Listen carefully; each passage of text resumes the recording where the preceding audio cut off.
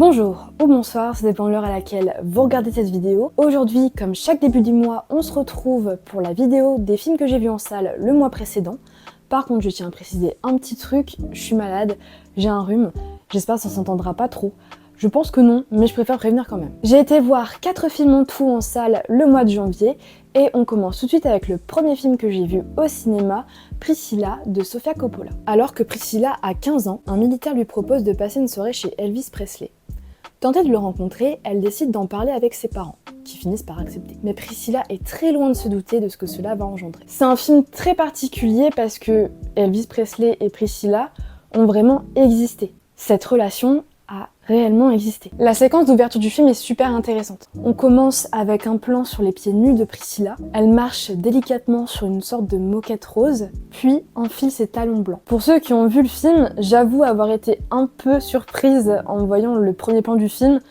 En allant voir un film sur Priscilla Presley, je m'attends certainement pas à avoir comme premier plan un plan de ses pieds. Mais je pense qu'en fait, ces plans caractérisent tout simplement le passage de la petite fille à l'âge adulte. En tout cas, j'ai compris cette séquence comme ça. La relation entre Elvis Presley et Priscilla pose problème, évidemment, surtout de nos jours. Mais dans le film, ça semble complètement normal. Nous, en tant que spectateurs, on voit une jeune adolescente à peine sortie de l'enfance sortir avec un adulte. Il y a déjà une sorte de malaise qui se crée, surtout que l'actrice a une voix très enfantine. Et en plus de ça, la différence de taille entre les deux acteurs est impressionnante. Vraiment, le personnage d'Elvis Presley est très grand, et Priscilla est très petite. Bien que dans le film, c'est pas dit de manière explicite, Sofia Coppola, avec la mise en scène, nous montre que cette relation, elle a quelques soucis. Elle n'est pas saine. Coppola s'amuse avec le côté implicite des images. Par exemple, après avoir passé un premier séjour chez Elvis, Priscilla rentre chez elle. Elvis la dépose en plein milieu d'un regroupement de fans et il part. Elle l'appelle, mais il ne répond pas. On sait que la relation se terminera mal avec cette scène. Il finira par l'oublier, comme toutes les autres filles. Pour lui, ce n'est qu'une fille parmi tant d'autres. Tout au long du film, Coppola aussi nous montre le côté manipulateur d'Elvis. Par exemple, on peut prendre la séquence où ils vont faire du shopping ensemble. Priscilla essaye des tenues et tout le monde critique les robes qu'elle essaye. Quand elle semble avoir un coup de cœur pour l'une des robes, Elvis lui dit qu'elle ne lui va pas du tout et que ce serait mieux qu'elle se maquille beaucoup plus et qu'elle se teint les cheveux en noir. Cette scène est très importante dans le film, en tout cas de mon point de vue, parce que ça marque vraiment le début de l'évolution du personnage. Le film retrace du coup l'histoire du personnage de Priscilla, du début de sa relation avec Elvis jusqu'à la fin. On voit clairement une évolution du personnage, de la petite fille à la femme façonnée par Elvis, puis la dernière partie du film se concentre sur la femme qui est réellement Priscilla. J'ai trouvé ça dommage que le film se concentre uniquement sur la relation entre Elvis et Priscilla, parce que du coup on n'a qu'un bout de sa vie. Bien qu'elle l'ait côtoyé quelques temps, elle ne vit pas à travers lui. J'aurais vraiment aimé en apprendre davantage sur sa vie d'après. Comment elle s'est reconstruite? Est-ce qu'elle a eu du mal?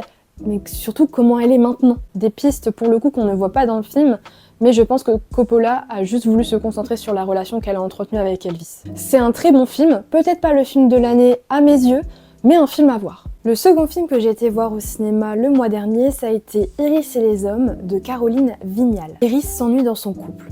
Elle ne se sent plus désirée par son mari et décide de s'inscrire sur une application pour faire des rencontres. Comme avec le film précédent, ce film commence avec un plan sur les pieds. Décidément, il y a une sorte de fétichisme cette année, je sais pas pourquoi. Non, plus sérieusement, j'ai bien aimé, mais j'ai pas adoré. Le scénario n'est pas original, puisqu'une femme qui trompe son mari, ça a été déjà vu et revu, mais l'histoire tient la route. Et l'évolution du personnage d'Iris est bien amenée. Le film est plutôt drôle, j'ai beaucoup aimé les scènes où on retrouve le couple dans leur lit. À chaque fois dans ces moments-là, Iris est en train de lire un livre, et la couverture du livre, à chaque fois, en dit long sur ce qu'elle pense. Par exemple, elle lit le livre « La femme gelée » quand elle ne se sent pas désirée par son mari, et femme désirée, femme désirante quand elle commence à trouver un certain équilibre avec sa sexualité. C'est un humour qu'on retrouvait aussi dans le film La plus belle pour aller danser de Victoria Bedos, sorti l'année dernière, où justement Marie-Luce lisait des livres, et les titres de ces livres montraient les émotions que ressentait Marie-Luce. J'ai bien aimé aussi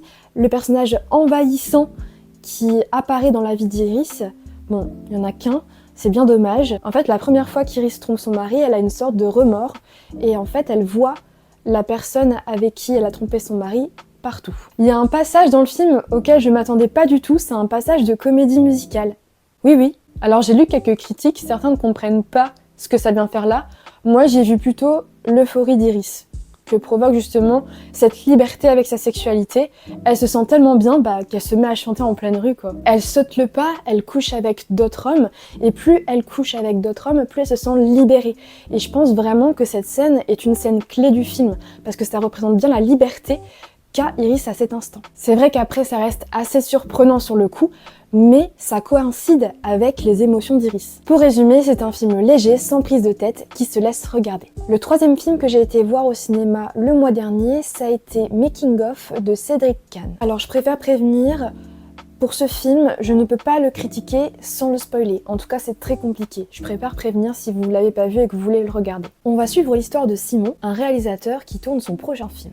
Cependant, il va y avoir un désaccord avec les producteurs et Simon risque de ne pas pouvoir achever le tournage de son film. Ce n'est pas le meilleur film que j'ai vu ce mois-ci. À vrai dire, je suis sortie de salle avec une sorte de sentiment d'inachevé. Je suis restée sur ma faim. Sur le coup, j'avais pas fait le lien entre le making of, enfin le titre, et le film. Ce que je veux dire par là, c'est que en fait J'étais tellement dans le film que je me suis pas rendu compte que le film en lui-même était un making-of et que c'est pour ça que le film s'appelait Making-of. En fait, tout le long du film, on a un personnage, Joseph, qui doit tourner un making-of du film que tourne Simon.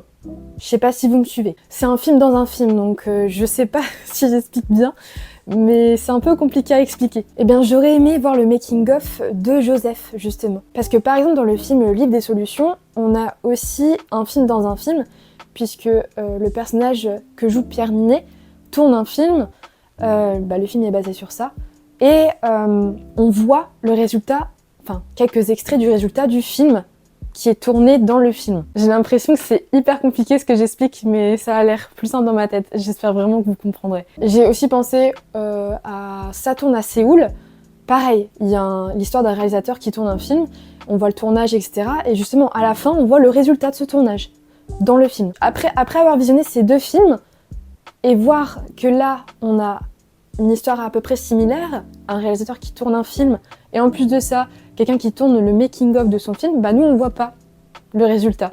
Donc du coup en fait sur le coup je me suis demandé mais pourquoi appeler ton film making of si au final on voit pas le making of que tourne le personnage de Joseph. Et après j'ai discuté avec la personne avec qui je suis allée voir le film. Et là, je me suis rendu compte qu'en fait, tout le film était un making-of du film de Simon en soi. Mais bon, après, je suis un peu mitigée parce que, par exemple, on voit pas le chef opérateur, on voit pas la personne qui maquille, le régisseur, on voit pas ces métiers-là qui sont très importants, pourtant, pour un tournage, dans le film. Parce que normalement, un making-of, c'est montrer tout le travail qu'il y a derrière, et là, je trouve que tous les métiers ne sont pas assez représentés. En fait, il y a plein de métiers qui ont été oubliés, mais en même temps, ça fait écho aux propos du film. Parce qu'à un moment dans le film, en fait, on débat sur ce qu'est un making-of. Est-ce que c'est vraiment montrer tout le travail qu'il y a derrière un film, c'est-à-dire vraiment toute l'équipe qui travaille sur ce film, parce que ce sont des grosses équipes généralement, mais aussi, est-ce qu'un making-of, finalement, c'est pas juste l'élaboration du film, tout ce qui est production et surtout l'avis du réalisateur. On retrouve aussi un autre débat sur ce qu'est le cinéma de nos jours. Est-ce que c'est retranscrire une histoire qui touche le réalisateur? Est-ce que c'est ce que veut montrer le réalisateur? Ou alors est-ce que c'est créer une histoire pour toucher le plus de monde possible? C'est un film qui se pose lui-même des questions et du coup qui permet au spectateur de se poser lui-même des questions, avoir une certaine réflexion. Et ça, c'est plutôt cool. Mais par contre, j'ai trouvé l'histoire d'amour entre Joseph et Nadia inutile, pour le coup. Contrairement à une autre, celle de Simon et de sa femme, qui, je trouve, est importante pour l'intrigue. Parce qu'en fait, Simon, son métier de réalisateur, empiète sur son couple. Donc je trouve que c'est assez pertinent avec le film. Tandis que vraiment, Joseph et Nadia, je vois pas l'intérêt. En tout cas, je l'ai pas vu, à part peut-être pour un plan qui je trouve est vraiment très beau. En fait, Joseph et Nadia sont l'un contre l'autre et regardent par la fenêtre de la chambre d'hôtel de Joseph. J'ai trouvé juste ce plan esthétiquement très beau. Donc ça, c'était plutôt utile au film. Mais sinon, l'histoire d'amour entre eux, bon, je sais pas, voilà. Joko permet d'amener une certaine touche d'humour, mais voilà, j'ai trouvé le film sympa, mais sans plus. Et on va tout de suite passer au dernier film que j'ai vu en salle au mois de janvier, c'était hier d'ailleurs. Le bonheur est pour demain de Brigitte Si. On va suivre l'histoire de Sophie qui ne semble pas heureuse dans sa relation avec José. Un soir, elle rencontre Claude. Tout de suite, il y a de l'alchimie entre eux. Mais Claude n'est pas innocent. Il fait souvent des braquages.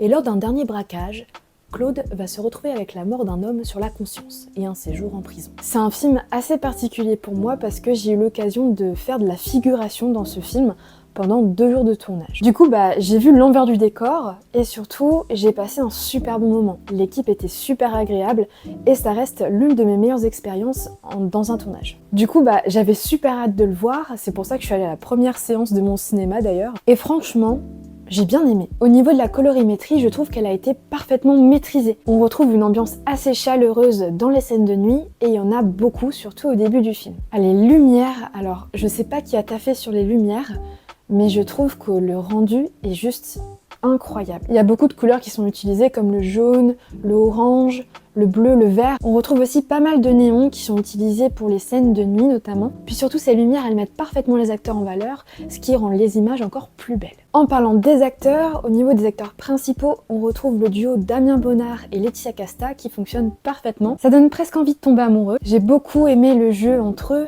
Tout se joue au niveau du regard, surtout pour le personnage que joue Damien Bonnard. La séquence d'ouverture reste la séquence qui m'a le plus marqué, surtout au niveau des couleurs. Certains plans sont très immersifs, je peux pas m'empêcher de penser à la scène où Claude et ses complices viennent de braquer une banque et s'enfuient avec une voiture. Et en fait, à ce moment-là, la caméra est placée au milieu des sièges passagers, à l'arrière de la voiture. Et en fait, au même moment, Malik se retourne et semble nous parler, ce qui renforce cette impression d'être dans la voiture en fait. On retrouve aussi pas mal de passages avec des voix off, et je trouve que la voix de Damien Bonnard colle parfaitement avec la voix off. Je trouve qu'il a une superbe voix pour en faire. On retrouve aussi un peu d'humour avec le personnage de Béatrice Dalle, qui a quelques répliques drôles. Je pense que c'est surtout pour apaiser la tension, puisque c'est un film dramatique, donc il faut trouver des moyens pour baisser la pression. C'est un film très prenant, en tout cas de mon point de vue, et c'est pour ça que je vous le conseille, comme les autres films. Un bon petit mois cinématographique avec de très belles découvertes. Et vous, quels sont les films que vous avez été voir en salle le mois dernier? Cette vidéo touche à sa fin, j'espère qu'elle vous aura plu.